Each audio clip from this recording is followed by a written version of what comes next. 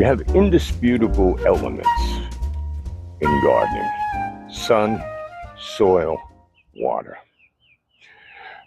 They play a factor in every single thing that you do and every single thing that you plant.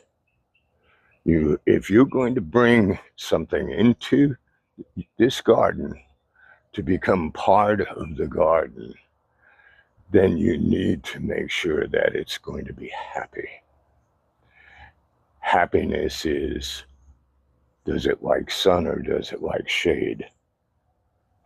Does it need space to sprawl out, or is it compact and can squeeze in someplace? Can you find me a place to live? There are so many things to consider. Breaking them up into certain easy categories for me are dealing with pathways, because we've got pathways everywhere. These pathways do two things. They create sightlines to take you to other parts of the garden, and they stretch your sense of space so you're not just jammed into a corner with some nice stuff growing around you that's got you.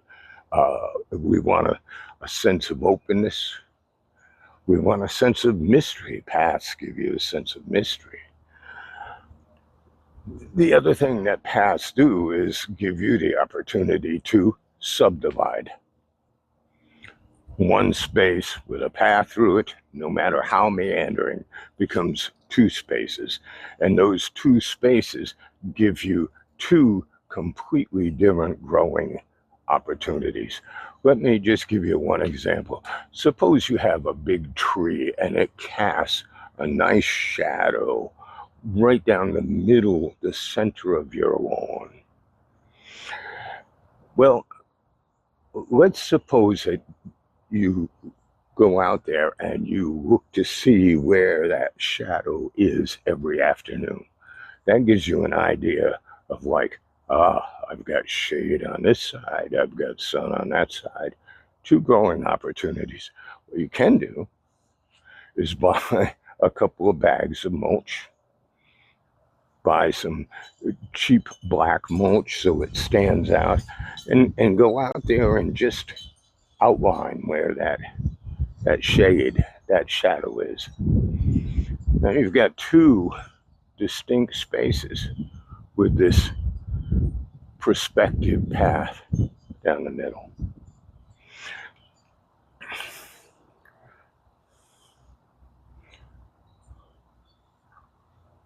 Now you look for the growing opportunities and you think, first of all, where's this path going to take me?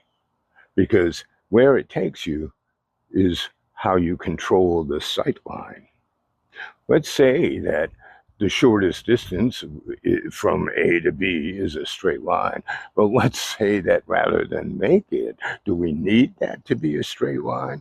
If we do, if this is a main thoroughfare egress, or if there are restrictions of some sort, you make it a straight line. That's your minimal choice. Now, let's think about what an artist would do with that space. Maybe you want to gracefully move it around. If you gracefully twist it just a hair, you can plant something right at that curve to block the view of where it's going to go next. You've added a touch of mystery now to your garden, because it's not ever apparent where that path leads. And it's just one small decision. Now you've got growing opportunities on both sides. You can have a shade garden on one and a full sun garden on the other. Maybe down the ways towards the road, it gets a little runoff and gets a little murky and mucky down there. Well, then let's put a path over in there and section that off with a path and start building an area for trees, shrubs, bushes, plants that love water. Give them place in this world. Give them a home. Meanwhile, you've got a full sun lawn over here, and you've got a tree that's creating a shade garden effect. It's all about what does your space give you? What does Mother Nature say to you? Dry, wet, sunny, shady? Listen to what Mom has to say. Listen to your mother.